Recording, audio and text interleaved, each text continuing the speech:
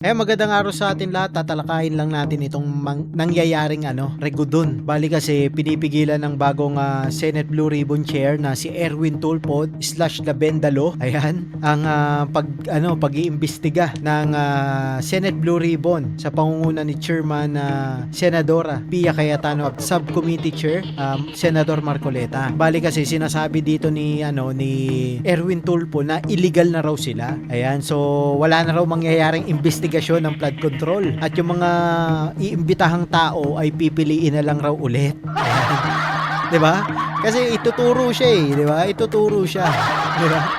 Yan ang mangyayari, pipiliin na lang raw yung mga listahan. Dun sa listahan, yung mga imbitahang tao. So, ang titignan rin natin dito is yung naging pahayag ng isang konsehal sa Quezon City na talagang may nangyayari na connivance dito sa mga senador, congressman at sa administrasyon. So, umpisa na natin. Bagong liderato ngayon sa Senado sa ilalim ng pamumuno ni Senate President Alan Peter Cayetano at sa bagong chairmanship ng Senate Blue Ribbon Committee. Posible umanong lumantad sa Senado si Congressman Eli Zaldico. Yun ang kinakatakot nila pag lumantad si Zaldico, di ba?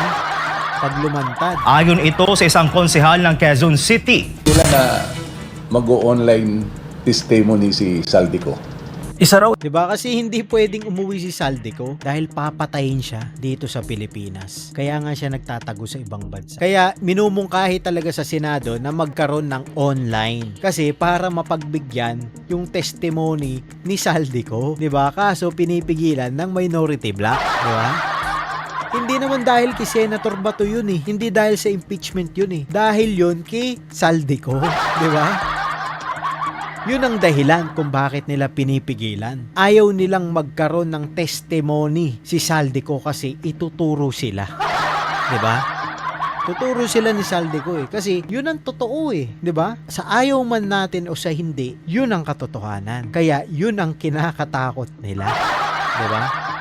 O ngayon, inaharang nila yung magiging investigasyon ng Senate Blue Ribbon sa June 4. O ngayon, ang sabi ni Senator Alan is wag nilang ipadlock ang Senado kasi magagalit ang taong bayan. Totoo yun kasi hinihintay ng taong bayan eh. Ang mangyayaring investigasyon ng Senate Blue Ribbon tungkol sa nakawan na trilyon-trilyon na pinagati-hatian nila. Ganyan sila kagarapal. Ganyan sila kamagnanakaw. Kaya pinipilit nila na hadlangan yung gagawing investigasyon ng Senate Blue Ribbon. Ito sa mga kinatatakutan ng minority senators kapag tuluyan ng nag-convene sa Senado ang Blue Ribbon Committee. Ito ang inahayag ni Councilor Rani Ludovica ng 2nd District ng Quezon City sa eksklusibong panayam ng SMNI News. Paliwanag ng konsehal, hindi raw lingid sa kaalaman ng marami na malawak ang korupsyon sa bansa.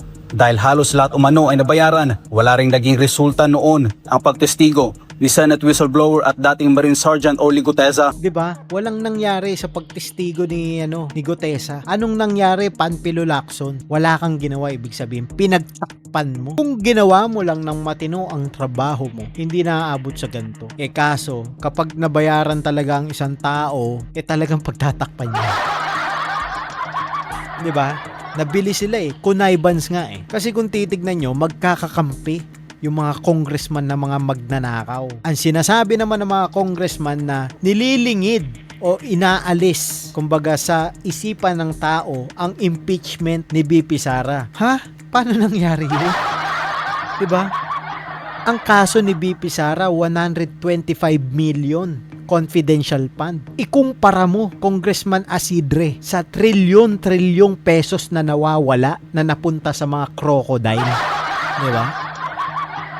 Isipin mo nga kung gaano kalaki yung diferensya nun. Hindi milyon ang usapan rito. Trilyon. One of the most scam, scandal, extortion, insertion ang nangyari dito sa pagnanakaw ng mga congressman dyan sa Crocodile Farm, pati dito sa Senado, sa pera ng taong bayan. Tapos sasabihin nyo, nililihis. Isang malaking kalokohan yan. Alam naman natin lahat di ba? Hindi lang naman ang isang tao nagsalita, ang dami nagsalita, nagkatugma-tugma nga nung lumabas yung mga taong ito Pero nung lumabas ng taong ito, anong ginawa, di ba? Sinupress. Tama yun. Sinupress nila, 'di ba? Kaya nga ginigipit ngayon sila Senator Alan sa sa Senado O si Kiko Barsaga. Paano binubulgar sila ni Kiko Barsaga? 'Di ba? Crocodile farm nga raw alam na alam nila yan, mga congressman yan Imposibleng hindi nila alam yan, 'di ba? Yan si Libiste, Kiko Barsaga, Egay Erice, si Congressman Marcoleta. Hindi ko nasasama si Eli. Si Raulo yun 'Di ba? Magkano? Paano nyo sasabihin na hindi alam nitong mga congressman na to? Yun nangyayari sa Congress, 'di ba? Kasi nasasaksiyan nila. Alam nila na mali. Alam nyo kung bakit sila kumakanta. Nakikita nila yung taong bayan Naghihirap, nalulunod sa baha, namamatay, pinababayaan ng gobyerno. Ninanakaw ng gobyerno ang pondo, binubulsa, 'di ba? Sino press? Pero nung nasuppress si Cotesa, may lumabas.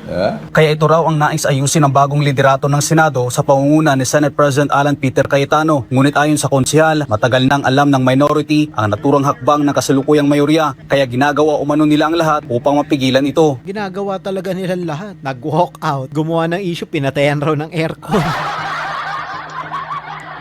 Tanga, 'di ba? Tanga. Pinatayan raw ng aircon. Kasimple-simpleng bagay, 'di ba? Pinalalaki. Pinatayan raw ng wifi. Di bumili kang packet wifi mo. 'Di ba? Tas naghahamon. Ano to? Comedy show. 'Di ba? Hinahamon kita, 'di ba? Kalokohan 'yan. Magwo-walkout kayo tas manghahamon ka.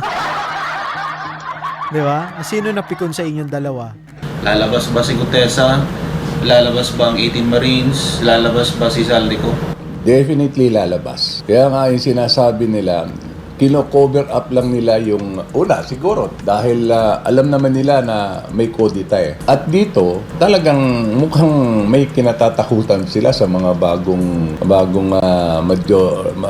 majority sa pamumuno ni Senate President Alan Peter Cayetano. Sa kasalukuyan, ang Senate Blue Ribbon Committee ay pinamumunuan ni Senator Pia Cayetano bilang chairperson. Nagsilbi namang vice chairpersons sina Senator Jingo Estrada at Senator Rodante Marcoleta. Kabilang Ang kinakatakot kasi nila dyan, si Senator Marcoleta, di raw marunong makisama. Di ba? Sinabihan niya ni Ping Lacson, pati ni Soto, di raw marunong makisama Bakit siya makikisama sa inyo kung magnanakaw naman kayo?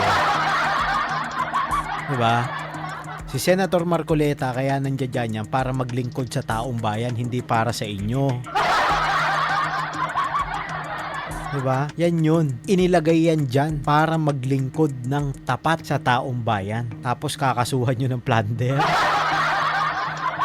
Diba? Isa malaking kalokohan yun. Kasi donation yun Paano mo idedeklara sa SALN kung nagastos mo na sa panahon ng kampanya? Diba? Wala na yung pera Nagastos mo nga, donation Ikaw kaya mangampanya sa buong Pilipinas, hindi ka gagastos ng 75 million? Buong Pilipinas yun lahat ng sulok ng Pilipinas. Paano mo idideklara? Wala na nga. Saka hindi naman pera ng gobyerno yun. Pera yun ng private citizen. Tapos kakasuhan nyo ng plunder. Kalokohan. Hindi yung pera ng taong bayan, pera ng private citizen. naman sa mga miyembro, sina Senator Chis Escudero, Senator Bongo, Senator Amy Marcos, Senator Robin Padilla at ang magkapatid na Villar. Kaya hindi na umano katakataka kung bakit inuusig ngayon ang liderato ni Cayetano sa Senado at sinampahan ng mga kaso ang ilang miyembro ng mayorya. Dito po, ganito na lang ka-massive ang manhunt at massive ng instant filing ng mga asunto ng mga senador na kasapi ng majority ngayon. Gusto talaga nilang madurog ang majority dahil pag wala na, mapailan yung iba, sila na lang majority. So talagang ginagawa nila na parang yun dahil ayaw nila na mabuksan ng Senate ang investigasyon, lalong-lalo na makonvene ang Blue Ribbon. Yun. Diba? Yun ang kinakatakot talaga nila, wala nang iba. Tungkol naman sa tanong kung may kumpas ba ni Pangulong Ferdinand Marcos Jr. ang mga nangyayari sa Senado, ito ang naging sagot ng konsehal. At all cost, kailangan mahuli si Bato. Di ba? Patay o buhay, kailangan mahuli. Di ba? Itong mga tangan to, si John Vic Remulla, nakausap niyang personal si Bato sa loob ng Senado. Bakit di mo hinuli? Oh, ibig sabihin, kasabwat ka rin, di ba? Oh. Kasi wala ngang order sa korte. Wala namang warrant of arrest. Tapos sasabihin mo, konaiban si Senator Robin Padilla, pati si SP Alan. 'Di ba? Kalokohan 'yun. Ando doon si Nartate, si Chief PNP. Ando doon ka. Nakausap mo ng personal si Bato. Nakausap ni Nartate si Bato ng personal. Kaya nga nabanggit ni Nartate sa interview na humihingi ng PNP custody si Bato de la Rosa. Tapos kakasuhan nyo yung dalawa. Lahat connivance to, conspiracy to. Kasi lahat ng senador na nasa lineup, si Choby Tiangco na nga rin mismo yung campaign manager nila na lahat ng na deliveran din nila ng campaign pa nila. Yung testimony rin ng 18 bodyguard ni Saldico, mayroon ding testimony sila ron na Ang maganda lang kasi rito at ang pinaka-importante rito hindi mo kasi pwedeng baliwalain yung testimony ng 18 Marines dahil sila yung nag-deliver, 'di ba? Wala nang iba, sila lang. Paano mo ngayon sasabihin na hindi sila pwedeng maging lehitimong witness? Sila yung nagdi-deliver ng mga maleta. Paano mo ngayon sasabihin yun? Yun ang mahirap na tanong, 'di ba? Kaya natatakot sila na humarap ang 18 Marines. si Senate President Soto na deliveran nila ng maleta. Yun lang, di ba? Soto, one ball, ikaw na naman ang bida. Pati yung bakit ang ICC nakapasok sa atin dito. Alam yun, hindi lang katang isip ng 18 bodyguard, may paper trail yun. Yun ang nakakatakot para sa inyo. Kapag ka inilabas na ng 18 Marines yung mga ebidensya. Ngayon kasi, puro salita-salita lang, kwento-kwento lang. Bukas, June 4, malalaman natin kung ano-ano yung mga ebidensya laban sa mga taong ito. Diba? Yan na ang maglulubog sa inyo sa kulungan. May CCTV doon sa opisina ni Saldico. Ayun lang, di ba? May CCTV. Matatandaan sa paglutang ng 18 bodyguards ni Zaldico, binanggit nila na ilang senador sa minority ang umano na deliveran nila ng mga maleta ng pera. Ayon sa kanilang mga pahayag, kabilang din umano sa mga na-deliveran ng mga maleta ng pera sina Pangulong Ferdinand Marcos Jr. at former Speaker Martin Romualdez. Ayun. Uy, si Erwin, no? Sometimes you have to bend the law to be able to please. Hindi yung people yung boss. Diba? There will be a Blue Ribbon Committee hearing on Eto, magaling siya mag-English. Sa totoo lang idol ko sila sa mga palabas. Pero pagdating sa pagiging senador, public official, negative. Real talk yun Kasi pa-English pero hindi naman alam kung ano yung sinasabi, 'di ba? Monday. We are just moving the scheduled date from tomorrow to prepare all members. Matter of fact, I declare and I manifested that all members of the Senate be in the majority and the new minority now, they are all members of the Blue Ribbon Committee. Mapapahiya to, tignan mo. Para wala pong masabi Mapapahiya to sa gagawin ni Senator Alan. na ika nga may hocus-pocus. Now, pertaining to Kasi kung titignan natin paanong mangyayaring walang hocus-pocus? Kasama ka nga sa imbitan sa flood control. Meron ka nga 'Di ba? Pinapa-freeze yung asset mo ng Sandigan Bayan. 'Di ba? Pinapasabpina ng Sandigan Bayan. 'Di ba? Hindi ba magkakaroon ng conflict of interest kapag ikaw yung Senate Blue Ribbon Chairperson? 'Di ba? Naiisip mo yon? Antikas mo magsalita dyan pero dawit ka naman sa flood control. 'Di ba? those invited resource persons, hindi po ako sang-ayon because we have to review these people. Review these people. Yan nga ang sinisigaw ng taong bayan, ilabas yung mga taong yan. Diba? May sasabihin po ba talaga? Mayroon po bang i-disclose? We have to review this. Number 2, the proper way to invite resource persons, you do not give it out to the media. You give it to the members first. Pag ibinigay sa inyo yan, ipepending na naman yan, gagawa na naman kayo ng reaction, magpapa-interview na naman kayo, babaliktarin nyo na naman ang sitwasyon, di ba? Mag-walkout na naman kayo, sasabihin nyo, unconstitutional yan. 'Di ba? Labag sa batas yan. Oh, kung ano-ano na naman kabalbalan ang gagawin nyo. Para hindi matuloy ang investigasyon sa flood control. Yun lang yun. Ang nangyari po kanina, yung lista na sinasabi nila invited sa Blue Ribbon, hindi po dumaan sa tamang process. It should have been. Bakit yung pagkakaluklok mo ba dyan, tama yung proseso? Ha? 'Di ba? Tama ba yung proseso yung pagkakaluklok mo dyan? Illegal nga yan eh. Labag sa constitution yung ginagawa mo eh. Hindi ka chairperson ng Blue Ribbon Committee. 'Di ba? Given first to the members para kung may idadagdag, may ipapabawas doon, sabihin hindi, wala ito. The members should have been consulted. Kaya Ginawa na yan kay Panfilo Lacson. Anong ginawa ni Lacson? Sinayang niya. 'Di ba? Kasi ang ginagawa nyo, minamanipulate nyo. Pag hindi nyo kaya, kakasuhan nyo. you have to give me time until Monday next week. Anong alam mo sa investigasyon? Pag iimbestiga, conflict of interest yan. Kasi kasama ka sa flood control.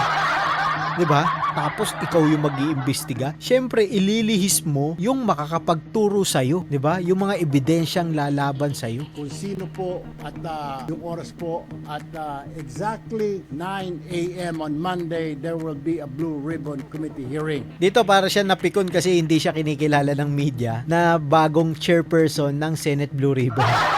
Ayan, panoorin natin to. Nakakatawa to eh. That's illegal na po yung kanyang tomorrow. They've already instructed the Senate, the USAA, the Senate Sergeant at Arms, the Senate Secretary. Na all seats vacant na po, di ba? We declared it. So, illegal na po yung gagawin niya because there's already a new Blue Ribbon Chairman. Sir, kung matutuloy tomorrow, wag daw kapuratan yung mga taga-report ang your team na pwede daw kung matawid So, noon, kung sa amin na sana tinignan niya muna yung kagrupo niya. Ilan doon ang sabit. Of course. Yes. Because the new majority, there's 12 of us. There's 12 of us.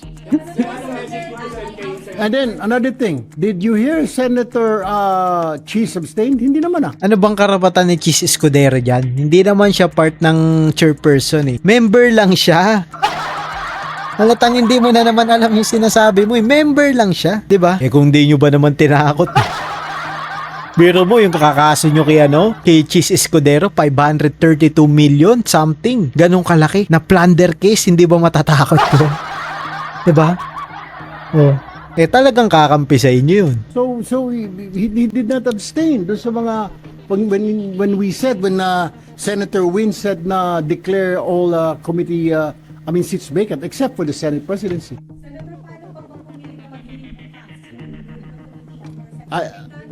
I don't know how they will do that because there's already instruction to the Senate Sergeant at Arms. There's a new Sergeant at Arms. They will not be. And then there will be we're contacting now the House of Representatives that this is the Senate new majority. And even Malacanang. Parang ang lumalabas dito, magkakagulo bukas. June 4 sa Senate Blue Ribbon sa pag-iimbestiga ng flood control. Talagang magkakabangayan to, abangan natin to. 'Di ba?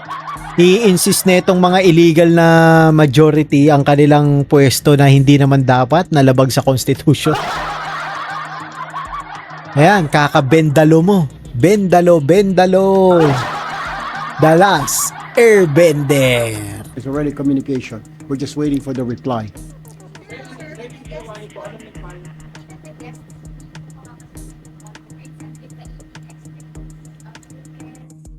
This is invalid already. This is already a press conference, right? I'm telling you. I'm the new... Halatang hindi totoo, no? Kasi, tignan mo, hindi siya nire-recognize ng media, 'di ba? Pinipilit niyang sabihin, I'm the new chairperson ng Senate Blue Ribbon. Halatang hindi siya nire-recognize, 'di ba? I'm the new Blue Ribbon Committee Chair because there's a new Senate majority. Ewan ko kung nagigets mo yung ibig sabihin ng media diyan sa part na yan na illegal nga yung yung ginagawa nyo, 'di ba? Kasi nagigets ng media kahit papano pero ayaw nilang sabihin dahil malilintikan sila. Yung sinasabi po nila sila Senator Marcoleta, hindi na po sila majority, nasa minority. They only have 10. Kung gusto mo pumunta ng mga Marines, magmerienda, pameriendahin na lang dyan. Meron na mga...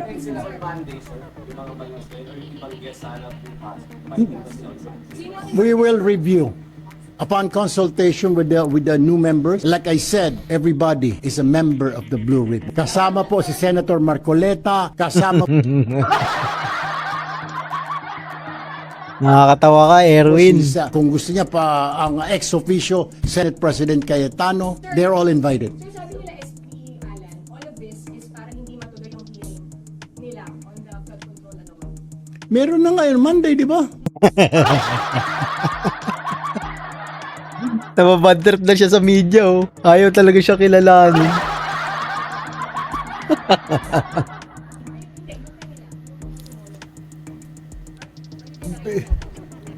Yeah, of course, because number one, okay, subcommittee, dapat i-constitute ang subcommittee upon the instruction of the chairman of the committee. Sino ba yung chairman nun? Si Senator Pia Cayetano. Number two, yung mga invitations, hindi man lang dumaan. Kahit na Kasi kukontrahin nyo, ipepending nyo. Diba? Nag-walk out nga kayo eh. Diba? Aanin nyo na naman, kukupuin nyo na naman para hindi matuloy. man lang sa minority leader. Ang minority leader is the ex-officio of the Blue Ribbon. Wala, hindi siya binigyan ng copy. Mabuti pa ang media meron. So, that's another violation of the rules of the Senate. Wow! Wow! Si Boy Bendalo, ni alam ng violation ng rules ng Senate. Dapat ba yung mga resource persons, ang bigyan mo yung mga member ng committee para mapag-aralan nila, para we can formulate questions, anong itatanong ko dito. Hindi mo alam? Lahat, taong bayan nga, alam nila, itatanong nila, tas ikaw, senador, hindi mo alam. Diba? Kalokohan tong ginagawa nito ni Erwin eh. Kakabendalo mo yun eh.